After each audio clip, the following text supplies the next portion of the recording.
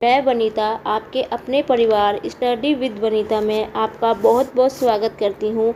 आज की क्लास में हम एसएससी CHSL की मैथ्स क्लास में बहुत ही शानदार मैं आपके लिए एक प्रैक्टिस सेट लेके आई हूँ जो कि आपके आने वाले एग्ज़ाम के लिए बहुत ही यूज़फुल होगा। इस वीडियो को एंड तक ज़रूर देखेंगे बेटा। किस तरह हम 100 ट्रिक से एडवांस मैथ्स से कम समय में क्वेश्चंस कैसे सॉल्व कर सकते हैं वो मैं आपको सिखाऊंगी बेटा अपनी क्लास में। तो मैं शुरुआत करूंगी अपने पहले क्वेश्चन से। पहला क्वेश्चन मुझे दे रखा है कि 12 सही 1/2% और 14 सही 2/7% के दो क्रमागत छूट किस एकमात्र छूट के बराबर होती है। जब भी बेटा आपको इस प्रकार का क्वेश्चन दे दिया जाए जिसमें दो छूट दे रखी हो और उसका आपने एकमात्र छूट के बराबर पूछा गया हो तो इसको 100 ट्रिक से कैसे समझेंगे, ध्यान से समझेंगे इस क्वेश्चन को बेटा। उसने क्या बोला है, 12 सही 1/2%। आपको पता है कि 12 सही 1/2 का मतलब क्या होता है, 12 दूनी 24 और 1 25/2 ऐसे लिखोगे बेटा, ठीक है। ऐसे आप लिखोगे, ऐसे ही करते हो क्वेश्चंस को बेटा, लेकिन मैं आपको बता देती हूँ, सॉल्व करने का तरीका भी बता देती हूँ। देखो 12 दूनी 24 25/2 हो गया, ठीक है बेटा। प्रतिशत का चिन्ह प्रतिशत हटाओगे तो 1/100 होगा, तो 25 चौका 100, तो ये कितना होगा बेटा, 1/8 होगा, ठीक है बेटा। आधे बच्चों को तो ये चीज़ समझ में नहीं आती है, ठीक है। मैं आपको बता दी कि किस प्रकार, इसी प्रकार आप बेटा 14 सही 2/7 को सॉल्व करेंगे तो कितना आएगा बेटा, तो सॉल्व करोगे तो इसको आएगा, ये आएगा 1/7 आएगा। जैसे मैंने 12 सही 1/2 को सॉल्व किया, इसी प्रकार 14 सही 2/7 को सॉल्व करोगे तो 1/7 आएगा, ठीक है बेटा। आगे मैं समझाती हूँ उस क्वेश्चन को। जब भी आपको छूट की बात की जाती है तो हमेशा एक चीज़ याद रखना बेटा, नीचे से संख्या घटेगी। तो कोई चीज़ 8 की है तो वो 7 में बेची गई है। इस पॉइंट को बहुत से बच्चे समझ में नहीं आता है। कहीं बच्चे होते हैं यार 8 का 7 कैसे हो गया, 8 का 9 कैसे हो गया। ये क्या होता है, क्योंकि बेटा इस प्रकार का क्वेश्चन हमेशा छूट पे ही पूछा जाता है, ये कभी भी लाभ पे नहीं पूछा जाता। ये हमेशा छूट, ये क्वेश्चन हमेशा छूट पे होते हैं, ये बात आप हमेशा ध्यान रखना। और जब भी छूट की बात की जाए तो आपने नीचे से ऊपर की संख्या को घटा देना है, ठीक है। तो 8, कोई चीज़ 8 रुपये की है तो वो 7 में बेची गई है। इसी प्रकार कोई चीज़ 7 की है तो वो चीज़ 6 की बेची गई है, और हमेशा इसको सॉल्व करेंगे, ठीक है बेटा। एक चीज़ हमेशा याद रखना, जैसे ये संख्या यहाँ 7 है, यहाँ भी 7 है, तो इस 7 से 7 कट जाएगा, ठीक है बेटा। यदि ये 7 यहाँ पे होता तो नहीं करता, यहाँ पे होता तो कट जाता, क्योंकि ये आर पार में है बेटा, ठीक है बेटा। तो अब रेशो मेरा क्या बनेगा, 8:6। ये बीच में अनुपात भी है बेटा, ठीक है बच्चा। तो अब मैं इसको 2 से काट सकती हूँ, 2 चौके 8, 2 तिया 6, ठीक है। अब देखो 4 की चीज़ 3 में बेची गई है, तो यहाँ पे जो कस्टमर को कितने का डिस्काउंट मिल रहा है, छूट कितने की मिल रही है, यहाँ पे बेटा 1 की छूट मिल रही है। और ये 1 की छूट किस पे मिलेगी बेटा, 4 पे मिलेगी। एक चीज़ हमेशा याद रखना, जब भी कोई चीज़ निकाल जाती है तो जो पहली वैल्यू होती है, जैसे क्रय मूल्य, जैसे कि आपने क्रय मूल्य पे निकाली जाती है कोई भी चीज़, जैसे कि क्रय मूल्य विक्रय मूल्य होते हैं, तो कोई भी चीज़ क्रय मूल्य पे निकलती है, जो पहली जो यहाँ पे संख्या होती है बेटा, यहाँ पे वैल्यू निकलती है, ठीक है। तो बेटा कितना होगा, 1/4, ठीक है। और 100 पे कितना होगा, क्योंकि बेटा 100 पे हमेशा निकालना, ठीक है। तो 100 पे कितना होगा, ये 100 से हम इसको गुना कर देंगे, तो 4 दूनी 8, 4 पंजे 20, तो 25% इसका करेक्ट आंसर होगा ऑप्शन नंबर बी। मैं बेटा हमेशा क्वेश्चन, मेरी एक ही मकसद रहता है बेटा कि यदि आपने इन टॉपिक के क्वेश्चंस को नहीं भी किया है, कि आपने अलग से वीडियो नहीं भी देखी है कि हाँ कि इस चैप्टर की अलग से वीडियो, तो बेटा मेरा हमेशा एक ही मोटिवेट रहता है कि बेटा कि आपने अलग से कुछ भी नहीं पढ़ा हो, आपको कुछ भी नहीं आता हो क्वेश्चन, तो आपको मैं बेटा, मेरी यही रहता है कि मैं क्वेश्चन को इस तरह समझाऊं कि आपको हमेशा ये चीज़ समझ में आए और हमेशा आपको आगे तक भी इस टाइप के क्वेश्चनों में दिक्कत बिल्कुल ना आए बेटा, ठीक है बच्चा। नेक्स्ट क्वेश्चन में बढ़ूँगी मैं अपने। नेक्स्ट क्वेश्चन क्या है बेटा, जब किसी संख्या को क्रमशः 3, 4 और 7 से विभाजित किया जाता है तो क्रमशः 2, 3 और 5 शेषफल प्राप्त होता है। जब उसकी उसी संख्या को 84 से भाग से विभाजित होगा बेटा, सॉरी से, ये यहाँ पे ये लाइन नहीं होगा, से विभाजित किया जाए तो प्राप्त शेषफल बताइए। अब बेटा क्या बोल रहा है, ध्यान से समझेंगे। जब संख्या को 3, 4 और 7 से भाग दिया जा रहा है किसी संख्या को, तो शेषफल हमें कितना मिल रहा है बेटा, 2, 3 और 5। ठीक है बेटा, यदि इस इन 3, 4, 7 को किसी संख्या से भाग दिया जा रहा है तो बेटा मुझे संख्या यदि 3 से मिल रहा है तो 2 मिल रहा है शेषफल, 4 से कर रहे हैं तो 3 मिल रहा है शेषफल, और 7 से कर रहे हैं तो 5 मिल रहा है शेषफल। इसको बेटा शॉर्ट ट्रिक से कैसे करेंगे, ध्यान से समझना बेटा, इस क्वेश्चन को बहुत ही ध्यान से समझना इस क्वेश्चन को आप। ठीक है बच्चा, कैसे करेंगे, ध्यान से समझेंगे क्वेश्चन को। कैसे, देखो यदि 7 में मैं 5 जोड़ दूँ तो मुझे कितना मिलेगा बेटा, 12 मिलेगा बच्चा, मिलेगा कि नहीं मिलेगा आप बताइए। पहले क्या करा मैंने, 7 और 5 को जोड़ दिया 12 को। यदि बेटा मैं 7 को 12 से भाग दूंगी तो मुझे शेषफल कितना मिलेगा, 5 मिलेगा। कैसे, 7 एकम 7, 8, 9, 10, 11, 12, 5 शेषफल बचता है बेटा, तो ये यहाँ पे आंसर 12 आ गया। दूसरी संख्या को कैसा करेंगे, अब ध्यान से समझेंगे। दूसरी संख्या में क्या करेंगे, पहले क्या करेंगे बेटा, 12 का गुना 4 में करेंगे। 12 चौके और 12, एक सेकेंड बेटा, थोड़ा सा, 12 चौके 48, 48 करेंगे, फिर उसमें क्या करेंगे बेटा, 3 को जोड़ देंगे पहले। ठीक है बेटा, पहले 12 की गुना 4 में करेंगे, 12 चौके 48, फिर उसमें 3 जोड़ देंगे। ठीक है, 48 और 3 कितना हो गया बेटा, 51। ठीक है बच्चा, ओके कि नहीं, कि समझ में आया कि नहीं आया, आपको इतना बताइए मुझे। अब आपको करके दिखाती हूँ। 4 को 51 से भाग करेंगे तो 4 एकम 4, 11 बचेगा बेटा, 4 दूनी 8, 8 बचेगा बेटा। ठीक है बेटा, देखो शेष 12 तो यहाँ पे पहुँच गया, और 12, 8, 9, 10, 11, 3 शेषफल बचा, 3 शेषफल बच रहा है। सेम इस क्वेश्चन को सेम इसकी तरह करेंगे, 51 गुना 3 में करेंगे बेटा, तो 5 एकम 3 एकम 3, 5 या 15, 153 हो गया। 53 में मैं 2 जोड़ूंगी तो कितना गया बेटा, 155 हो गया। ठीक है, अब मैं करके भी दिखाती हूँ। 155 को 3 से भाग करेंगे तो कितना को, 3 पंजे 15, 5 बचेगा, 3 एकम 3, 2 शेषफल बच गया बेटा। और ठीक है बेटा, वही हो रहा, 3 पंजे 15, 3 एकम 3, 51 आ रहा, वही आ रहा बेटा। तो इस प्रकार क्वेश्चन को आपने ऐसे ही करना, लास्ट वाली संख्या को पहले जोड़ना है, फिर उसकी जो ऊपर वाली संख्या है जिस संख्या से भाग है उससे गुना करना है, जो शेष फल आ रहा है बेटा उसको जोड़ के फिर उस संख्या को भाग करके दिखा देती हूँ आपको। शायद एक बार मैं यहाँ पे करके भी दिखा देती हूँ आपको कैसे किया। पहले मैंने क्या करा, 12 की गुना 4 में करी, फिर मैंने उसमें 3 जोड़ दिया।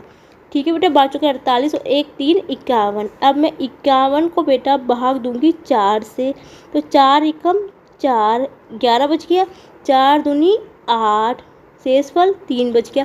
देखो जो 12 था वो यहीं पे आ गया, शेषफल 3 बचना था और 3 ही बच रहा है। ठीक है बेटा, ट्रिक से कैसे करेंगे। अब उसने क्या बोला है कि 84 से विभाजित करने पर किया जाए तो प्राप्त शेषफल क्या होगा। अब आपको इसके आगे ध्यान से समझना, आपने संख्या कौन सी लेनी है। जो बेटा सबसे बड़ी संख्या, जो लास्ट में जो संख्या होगी आपने उसको लेना है, क्योंकि उसने बोला है शेषफल प्राप्त होता है, जबकि उसकी संख्या को, ठीक है उसी संख्या होगा, सॉरी उसकी नहीं होगा, उसी होगा बेटा, ये उसी संख्या को 84 से विभाजित करने पर, तो आपने ये जो लास्ट वाली संख्या है 155, इससे भाग करना है, ना कि 51 से भाग करोगे, ना कि 52 से। क्यों बेटा, मैं 155 को क्यों ले रही हूँ। यदि बेटा मैं 84 को यदि 12 लूँगी, ये तो कम होता है, पहले ही पॉइंट लगाना पड़ेगा, शेषफल तो वैसे ही नहीं बचने वाला है।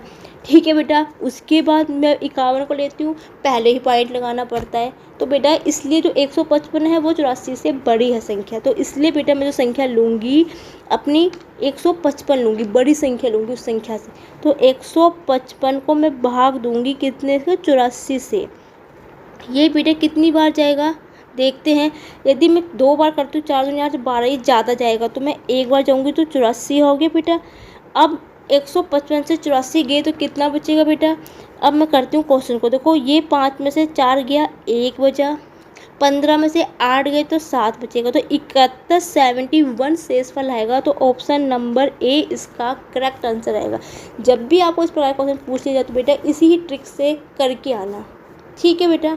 अपने नेक्स्ट क्वेश्चन में बढ़ूंगी मैं अपने। मेरी वीडियो बेटा लंबी जरूर जाती है, लेकिन मेरा मकसद होता है कि मैं बिल्कुल डीपली समझाऊँ कि कोई बच्चा जिसको बिल्कुल भी नहीं आता हो उसको भी ये चीज़ समझ में आए, ठीक है बच्चा। नेक्स्ट क्वेश्चन बढ़ती हूँ मैं अपने। नेक्स्ट क्वेश्चन क्या है बेटा, दो सहभाज्य संख्याओं का गुणनफल 119 है, तो एलसीएम और एचसीएफ का अनुपात। एलसीएम होता है लघुत्तम समावर्तक, एचसीएफ होता है महत्तम समावर्तक, ठीक है बच्चा। आपको पता है एलसीएम में सभी संख्या को लेते हो, एचसीएफ में तो दोनों साइड कॉमन होता है, ठीक है बेटा। आप क्या दे रखा है, हमें गुणनफल दे रखा है, ठीक है बेटा। इसका मतलब क्या है, आपको गुणनफल दे रखा है दो सहभाज्य संख्याओं का, ठीक है। मतलब आपको पता है एक चीज़ हमेशा याद रखना, जब भी दो संख्याओं का सहभाज्य गुणनफल पूछा जाता है, कभी भी दो सहभाज्य संख्या का आपसे गुणनफल पूछा जाता है तो वो हमेशा एलसीएम बराबर, उसका जो एलसीएम होता है ए इंटू बी होगा, और जो उसका एचसीएफ होगा वो हमेशा 1 होता है। ये पॉइंट आप हमेशा ही ध्यान रखना, किसी कॉपी में लिख लीजिए, याद कर लीजिए, स्क्रीनशॉट ले लीजिए। जब भी आपसे दो सहभाज्य संख्याओं का गुणनफल बात की जाती है तो उसका एलसीएम हमेशा ए इंटू बी होगा और एचसीएफ हमेशा 1 होता है। तो सेम इसी तरह यहाँ पे क्या होगा बच्चा, इसका एलसीएम कितना हो गया, 119 हो गया, और एचसीएफ कितना हो गया, 1 हो गया।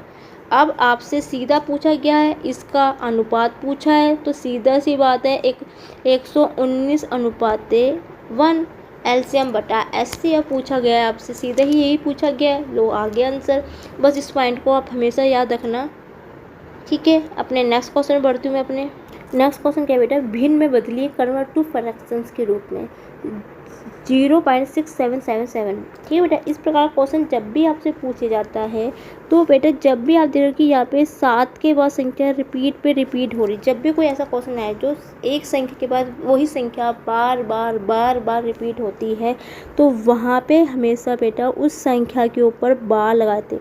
बार का मतलब क्या होता है कि वो संख्या बार बार रिपीट हो रही है, ठीक है बेटा। और जब भी ऐसा क्वेश्चन दिया जब बार लगा तो उसका फॉर्मूला क्या होता है बेटा, ये पूरी संख्या 67 माइनस जिस संख्या के ऊपर बार नहीं है 6, ठीक है बेटा। क्योंकि एक ही संख्या के ऊपर बार है तो 90 होगा। अब सीधा सा इसको सॉल्व करने की ज़रूरत भी नहीं पड़ेगी हमें, क्योंकि हमें दिख रहा है कि नीचे 90 सिर्फ एक ही संख्या पे आ रहा है बी पे, ठीक है। वैसे तो बेटा ये तरीका सही है, लेकिन बेटा हर क्वेश्चन में तरीका सही नहीं होता। कभी कभी क्या होता है ऊपर वाली संख्या नीचे वाली संख्या से कट भी जाती है, तो हमारा आंसर कुछ और भी आ सकता है। तो प्लीज़ सीधा इतना तुक्का मत मारना। मल्टीप्लिकेशन में जो होता है क्या होता है, थोड़ा इकाई का अंक देख के आंसर निकल जाता है, लेकिन जब भी बेटा डिवाइड की बात की जाती है, भाग की बात की जा रही है, तो उस पर बेटा रिस्क कभी ऐसा मत लेना, ठीक है। क्योंकि यहाँ पे सीधा पता 67/90 है, यहाँ पे किसी संख्या से नहीं कटेगा। लेकिन कभी कभी ऐसी संख्या आ जाती है, मान लो यहाँ पे यदि 60 बनता 90 बनता तब कोई आंसर आना था।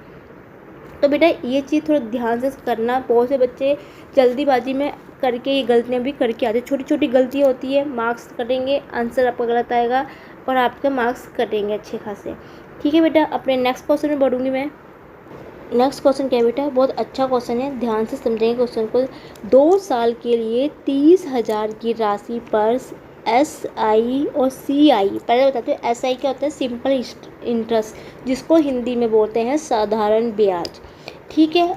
SI कंपाउंड इंटरेस्ट, जिसको बोलते हैं मिश्र धन, ठीक है बच्चा, का अंतर 147 है। ब्याज की दर ज्ञात कीजिए। जब भी आपको बोल दी जाए कि 2 साल का CI SI का अंतर दे रखा हो बेटा, बिना आँख बंद किए, आँख बंद करके सीधा फॉर्मूला लगा देना, CI माइनस का SI बराबर होता है PR² बटा 100 का स्क्वायर।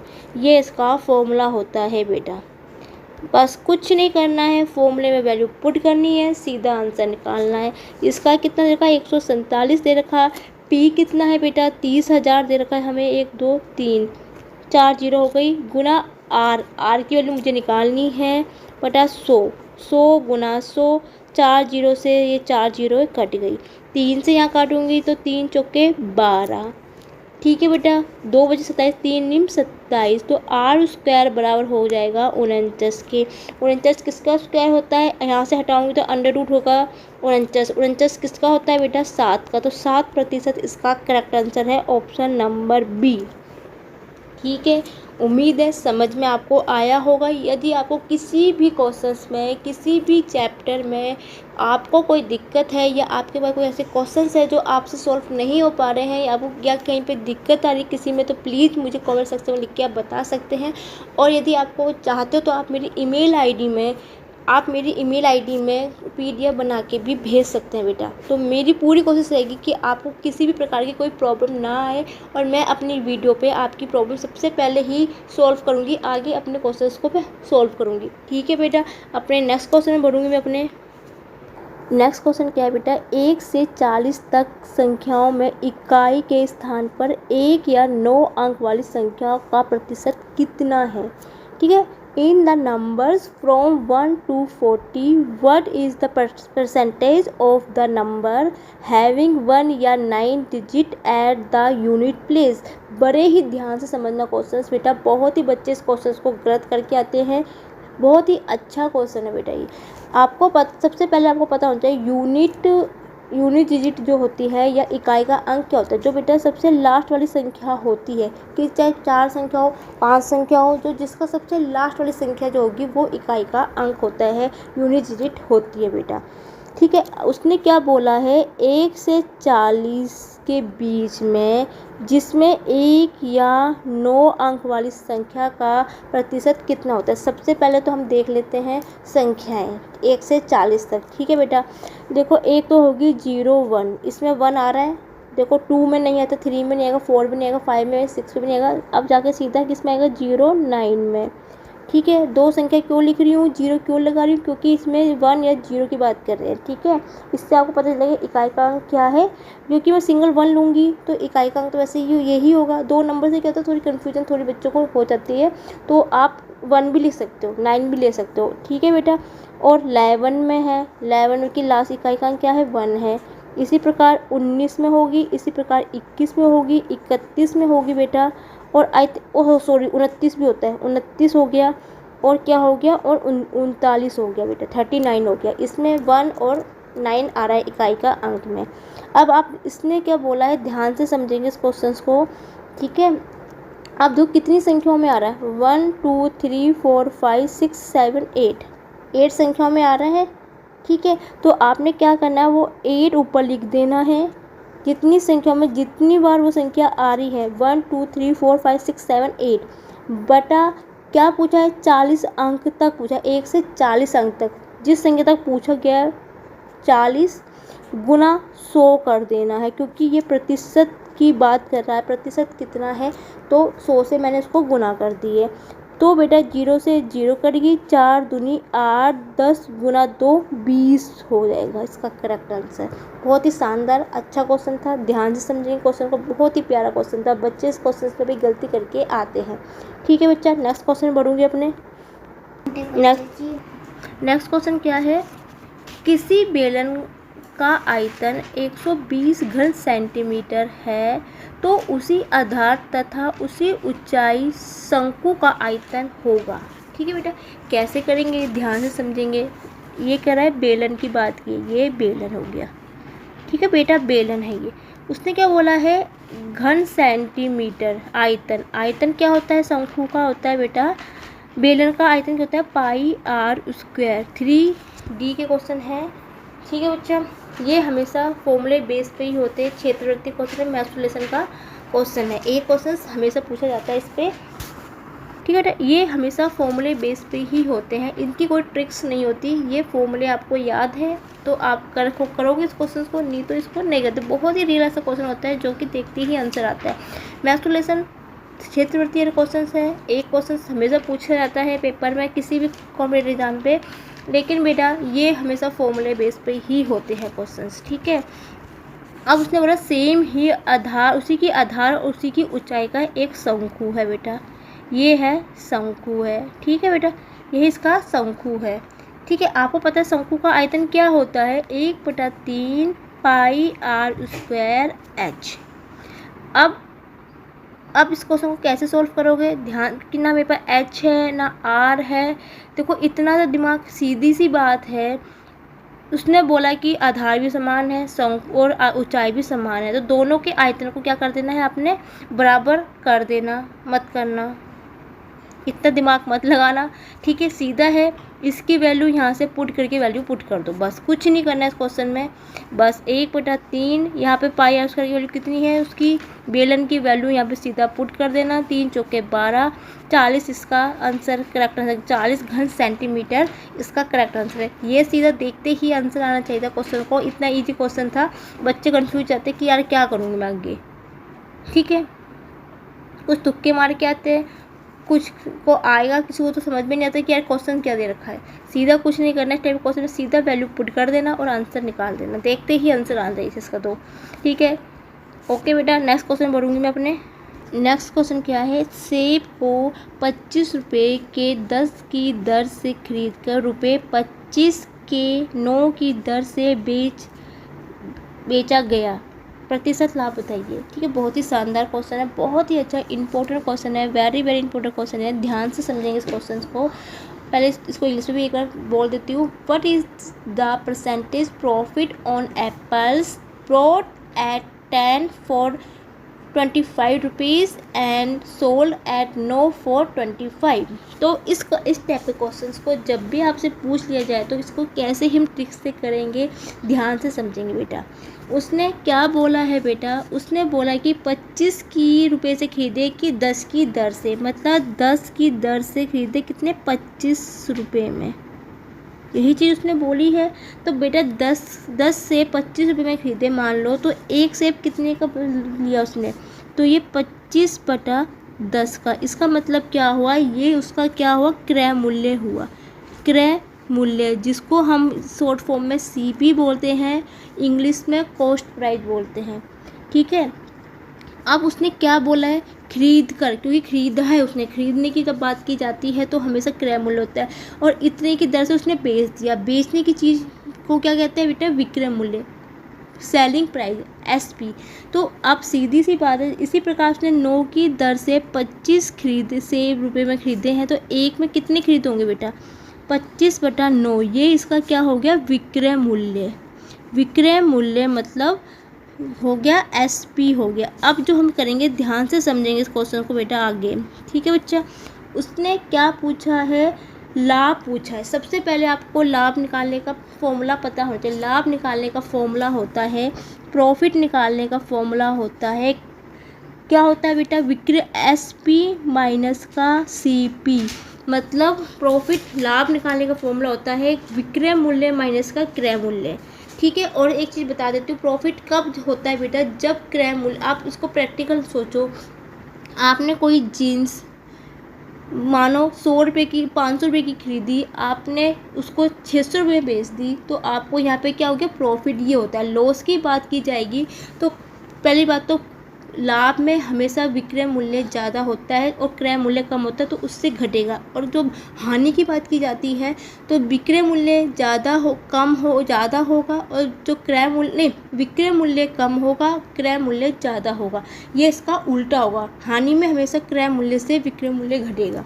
ठीक है बच्चा, जैसे 500 की जीन्स खरीदी, 400 रुपये में बेची, तो आपको वहाँ पे हानि हो गई। ठीक है बेटा, तो यहाँ से कैसे निकालोगे आप, तो क्रय मूल्य कितना है, 25/9 माइनस का 25/10।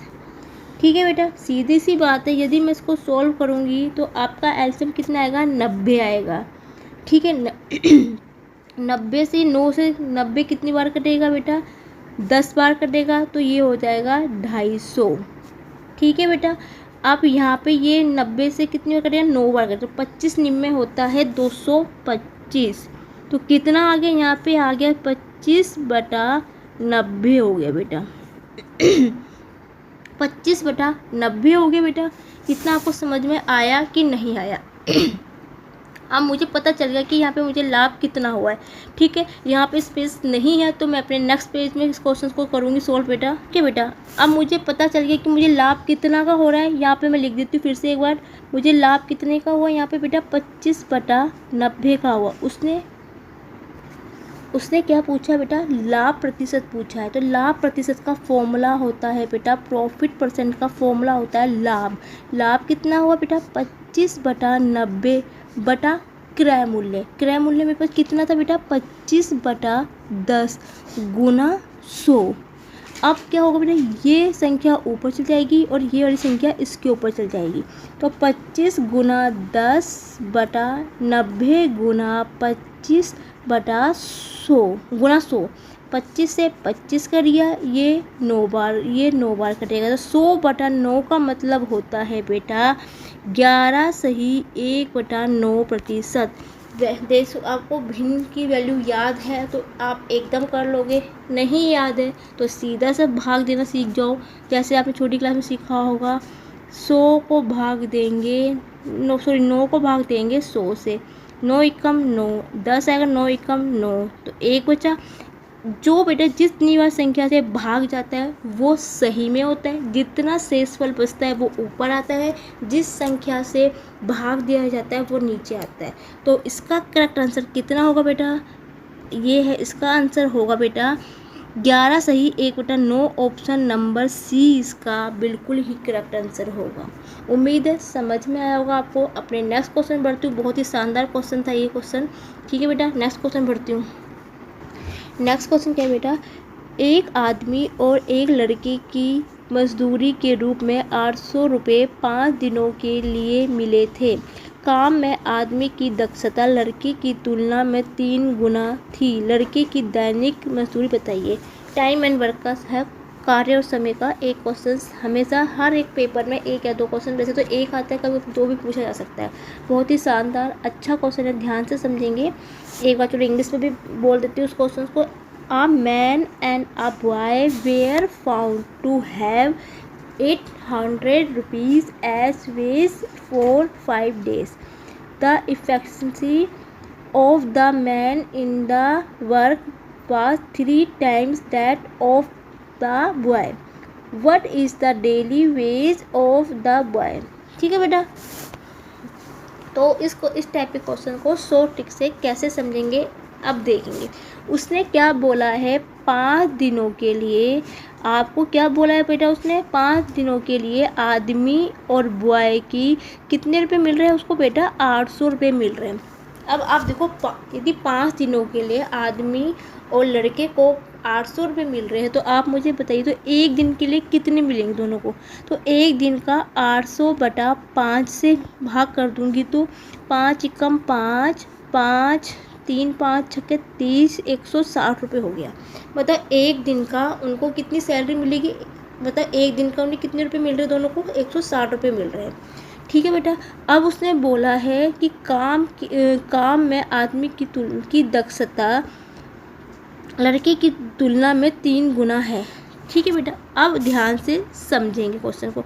देखो ये 160 रुपये है जो कि मैन और बॉय में बट रहे हैं। ये मैन है, ये बेटा बॉय है। अब आगे समझेंगे। ठीक है बच्चा, क्या बोल रहा है वो, काम में आदमी लड़के की तुलना में 3 गुना है। यदि आदमी 3 वर्क कर रहा है तो लड़का 1 करेगा, तभी तो 3 गुना होगा बेटा।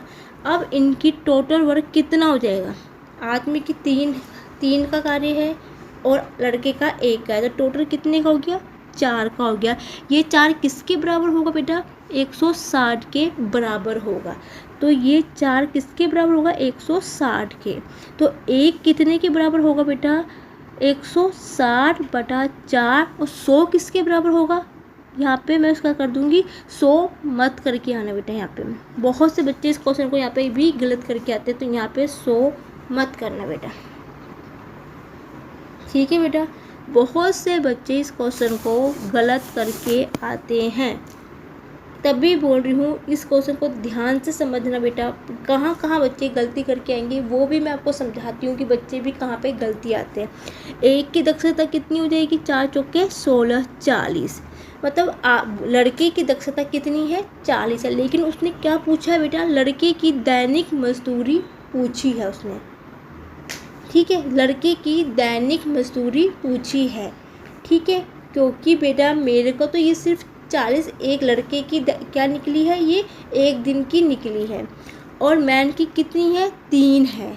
तो आपको पूछा गया है कि लड़के की दैनिक मजदूरी कितनी है, तो 40 होगी। सॉरी बेटा गलती से बोल दिया। तो बॉय की कितनी निकली, एक की कितनी निकल गई, 40। तो 40 दैनिक मजदूरी कितनी निकल गई, 40 है। तो ऑप्शन नंबर डी इसका करेक्ट आंसर। एक बार फिर से समझा देती हूँ क्वेश्चन को। देखो 5 दिन का लड़का और आदमी को कितने पैसे मिल रहे हैं, 800 रुपये। एक दिन में कितने मिलेंगे, 160। अब 160 रुपये जो बटेंगे दोनों में बटेंगे, लड़के बटेंगे और आदमी बटेंगे। उसने बोला क्या है, आदमी की दक्षता लड़की की तुलना में 3 गुना है। यदि आदमी 3 वर्क कर रहा है तो लड़का 1 वर्क कर रहा है। तो दोनों एक दिन में कितना कर रहे हैं, दक्षता कितनी होगी उनकी, टोटल 4 होगी। वो किसके बराबर होगी, क्योंकि उनको 160 रुपये मिल रहे हैं। ये एक दिन की बात कर रहा है। तो मैंने क्या करा, 4 की 160 की, तो एक में कितनी होगी, 160 बटा 4। तो बॉयज़ की दक्षता एक ही तो है। यदि यहाँ पे 2 या 3 होता तो मुझे बेटा यहाँ पे गुना करनी पड़ती। इस पॉइंट को भी ध्यान रखना, क्योंकि 1 आ रहा है तो मैंने इसका आगे सॉल्व नहीं किया। यदि यहाँ पे वैल्यू 3 होती या 4 होती तो आपको उस नंबर से भी गुना करनी पड़ती बाद में। ठीक है बेटा, यदि आपसे पूछता कि आदमी की दक्षता कितनी है तो आपने क्या करना था, 40 में 3 से गुना कर देनी थी तो 120 होता। यदि आपसे आदमी की पूछता तो, क्योंकि आदमी की दक्षता कितनी है, 3 है। तो जो पैसे हैं उनके उसमें गुना कर देना, आपकी आदमी की भी निकल जाएगी। यदि आपसे किसी भी प्रकार से पूछे क्वेश्चन, आदमी की पूछे लड़की की पूछे, मैंने आपको दोनों का बता दिया। बहुत ही प्यारा क्वेश्चन था। नेक्स्ट क्वेश्चन में बढ़ूंगी मैं अपना बेटा।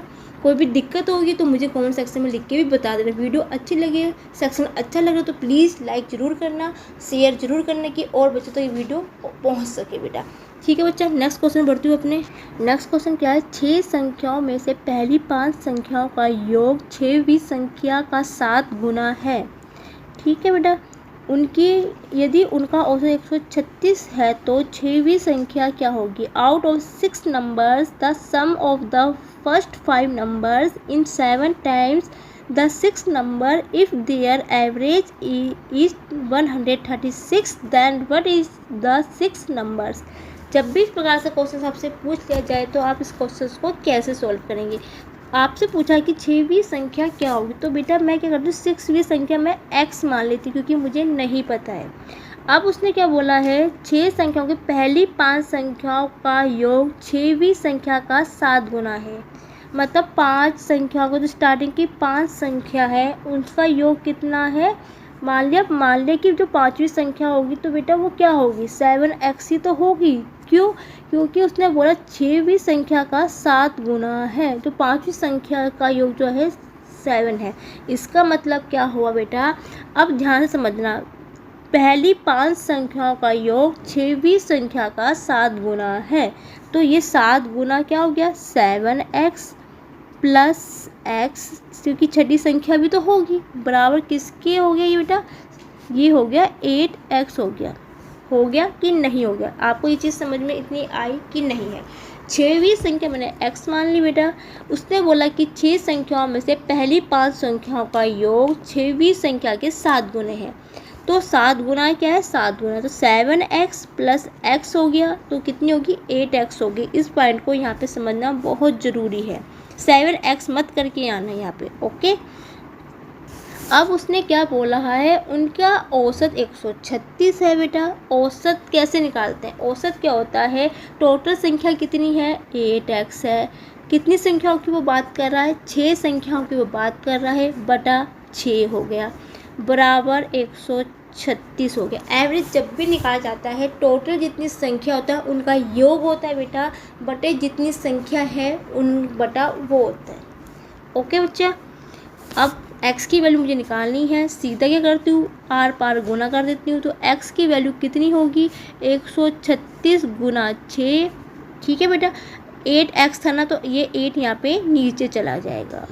काट फिर शुरू करती हूँ काटना, ज़्यादा नहीं, सीधा 8 से काट दूँ। 8 एकम 8, 5 56 कट जाएगा। 8 एकम 8 बटा 5 56 बटा, तो बेटा 8 निम 6 निम 56, सॉरी कुछ गलत बोल दिया, 7 8 सत्ते 56 होते हैं, तो ये 7 बार कटेगा बेटा। ठीक है, गुना कर 17 का पावर आता है तो सबसे बेस्ट है, 17 छिक्के 102 होता है।